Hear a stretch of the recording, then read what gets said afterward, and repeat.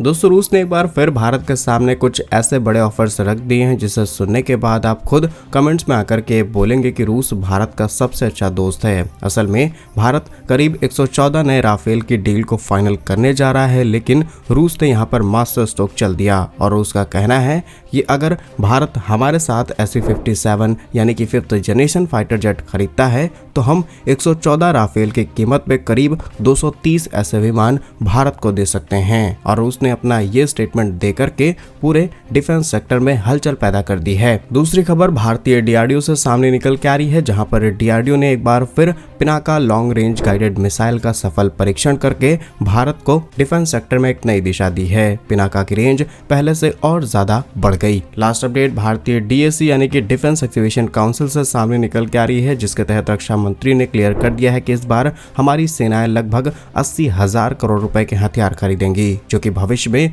युद्ध के नक्शे को पूरी तरीके से बदलने की ताकत रखते हैं। तो जानते हैं आज की इस वीडियो में तीनों ही इंपॉर्टेंट अपडेट डिटेल्स में। यदि आपको हमारा काम पसंद आए, वीडियो को लाइक, चैनल को सब्सक्राइब जरूर कीजिएगा, क्योंकि आपका ये छोटा सा काम आप तक ये जरूरी और सही खबरें लाने में हमारी बड़ी मदद करता है। तो पहली खबर फ्रांस रूस भारत से निकल के आ रही है। असल में भारत सरकार का एक प्रोग्राम है दैट इज MRFA, जिसे हम मल्टी रोल फाइटर एयरक्राफ्ट के नाम से जानते हैं। तो सरकार की तरफ से सिग्नल्स मिल चुके हैं कि भारत सरकार जल्द ही इस डील में फ्रांस के राफेल को अप्रूव कर सकती है और इसके तहत करीब 114 नए राफेल विमान खरीदे जाएंगे। और वहीं दूसरी तरफ बात की जाए रूस के SU-57 की, तो इस पर ना ही हाँ ना ही ना पर कोई बातचीत हुई है और रूस की तरफ से ही प्रस्ताव आए हैं। भारत भविष्य में 5th जनरेशन फाइटर जेट खरीदेगा, इसमें कोई दो राय नहीं, लेकिन कब खरीदेगा इस बात की कंफर्मेशन नहीं है। अब फ्रांस और भारत के बीच होने वाले इस समझौते को लेकर के रूस की चिंताएं बढ़ गई, जिससे रूस को ये लगा कि अब शायद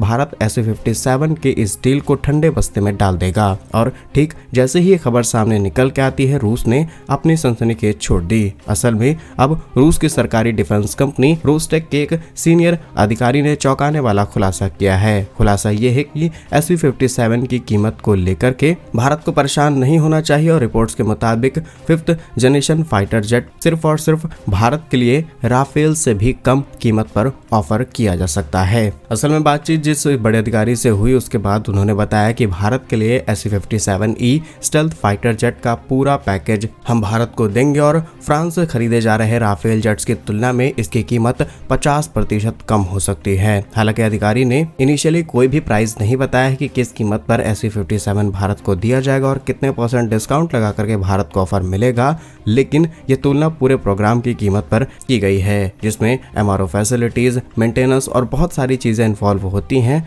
जब हमें 50% डिस्काउंट पर एक 5th generation fighter jet offer किया जा रहा है। और उसने जैसे ही अपना ये ऑफर या फिर कहें ये प्रस्ताव दुनिया के सामने रखा, वैसे ही भारत के साथ जो भी देश फाइटर जेट डील साइन करते हैं, फिर चाहे उसमें ब्रिटेन हो, अमेरिका हो या फिर फ्रांस, सबकी हवा टाइट हो चुकी है। इसके बाद रोस्टेक के अधिकारी के मुताबिक भारत जिन 114 राफेल फाइटर जेट को MRFA प्रोग्राम के तहत खरीदने पर विचार कर रहा है, उनकी कुल लागत सिर्फ फाइटर जेट की नहीं बल्कि हथियार package, pilot training, simulator, infrastructure और लिमिटेड टेक्नोलॉजीज ट्रांसफर भी इसमें शामिल की गई हैं। कुल खर्च के मुकाबले रूस का दावा है कि हम भारत को 200 से 230 SU-57E फाइटर जेट दे सकते हैं। अब आप अंदाजा लगा सकते हैं कि लगभग 100 से भी ज्यादा फाइटर जेट्स भारत को दिए जा रहे हैं एडिशनल, जो कि राफेल से एक जनरेशन ज्यादा फाइटर जेट है और बहुत ज्यादा पावरफुल जेट है। और रूस की तरफ से आए इस प्रस्ताव में एक और एक्स्ट्रा भारत को मिल जाएगा, जहां पर इस अधिकारी ने खुद खुलासा किया और रूस ने इस प्रस्ताव को कई बार भारत के सामने दोहराया है। असल में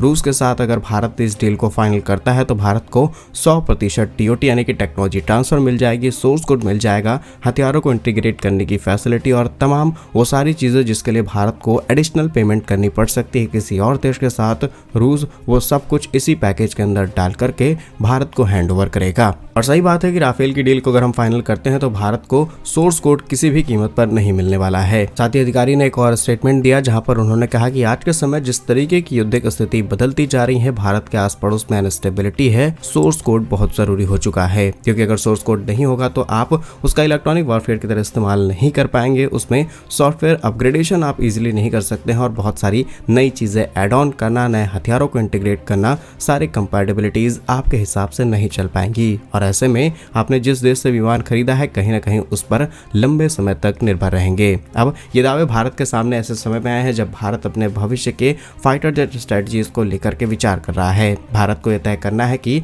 हम कम संख्या में 4.5 जनरेशन फाइटर जेट राफेल खरीदेंगे या फिर ज्यादा संख्या में 5th जनरेशन फाइटर जेट। अब रूस ने अपने फाइटर जेट्स बहुत ज्यादा देशों को नहीं भेजा है, इसीलिए इनकी परफॉर्मेंस और क्वालिटीज पर थोड़ा सा डाउट जरूर होता है, लेकिन इस प्राइस पर जितने ज्यादा फाइटर जेट भारत को मिल रहे हैं, डेफिनेटली ये भारत के लिए गेम चेंजिंग ऑफर है। अब इस पर आपकी क्या राय है, कमेंट्स में जरूर बताइएगा। भारत को राफेल की तरफ जाना चाहिए या फिर SU-57 की तरफ, अपना ओपिनियन कमेंट्स में जरूर दीजिए। नेक्स्ट इंपॉर्टेंट अपडेट भारतीय DRDO से सामने निकल के आ रही है, जहां पर भारतीय DRDO ने एक बार फिर पूरे देश का नाम रोशन किया है। जहां पर कल DRDO की तरफ से तैयार किए गए पिनाका LRGR 120 सफल परीक्षण किया। ये परीक्षण ओडिशा के चांदीपुर स्थित इंटीग्रेटेड टेस्ट रेंज के अंदर किया गया, जहां पर Pinaka long range guided rocket, जिसे LRGR 120 कहा जा रहा है, इसका पहला सफल उड़ान परीक्षण था। यह परीक्षण भारतीय सेना के भविष्य में युद्धक क्षमता को और ज्यादा बढ़ाने के लिए और भविष्य में इसके एक्सपोर्ट्स आसानी से कर पाए, इसके लिए बहुत इंपॉर्टेंट हो जाता है। पिनाका रॉकेट सिस्टम का नाम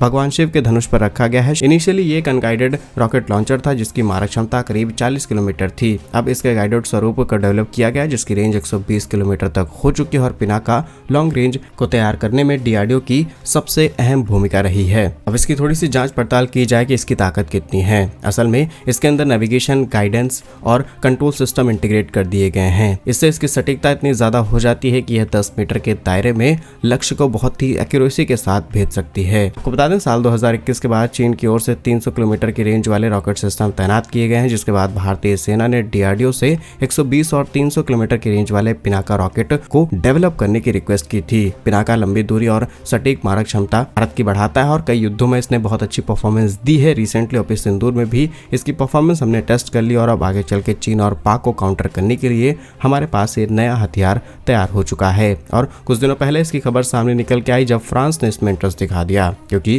फ्रांस ने पिनाका MK3 में रुचि दिखाई, जिससे भारत फ्रांस का डिफेंस पार्टनरशिप और ज्यादा मजबूत हो सकती है और भविष्य में भारत ये पिनाका को एक्सपोर्ट कर सकता है। अब पिनाका फ्रांस को क्यों चाहिए, क्योंकि भारत के पास कोई एडवांस टेक्नोलॉजी है नहीं और हम खुद फ्रांस से हथियार खरीदते हैं। तो दरअसल बात यह है कि भारत जिस कीमत पर और जिस क्वालिटी के हथियार तैयार करता है वो किसी भी देश के बस की बात नहीं है। इसीलिए भारतीय हथियारों की तारीफ न सिर्फ भारत में की जाती है बल्कि नाटो के तमाम कंट्रीज जो कि अमेरिका से हथियार खरीदते हैं या फिर खुद हथियार बनाते हैं, उन तक को भारतीय हथियार पसंद आते हैं। इस पर आपकी क्या राय है, कमेंट्स में जरूर लिखिए। नेक्स्ट इंपॉर्टेंट अपडेट DSNE की डिफेंस एग्जीबिशन काउंसिल से सामने निकल के आ रही है। इस बैठक में इंडियन आर्मी, एयरफोर्स और नेवी के खजाने के लिए रक्षा मंत्री राजनाथ सिंह जी की तरफ से बड़े खुलासे किए गए हैं, जहां पर रक्षा मंत्री राजनाथ सिंह जी ने बता दिया कि करीब 79,000 करोड़ रुपए की डील्स को मंजूरी दी गई है। इस फैसले का मतलब साफ है कि भारत अब रक्षात्मक नहीं बल्कि आक्रामक तैयारी कर रहा है। अब इतनी बड़ी कीमत के साथ जो हथियार खरीदे जाएंगे वो हमारी तीनों सेनाओं के लिए होंगे, जिसमें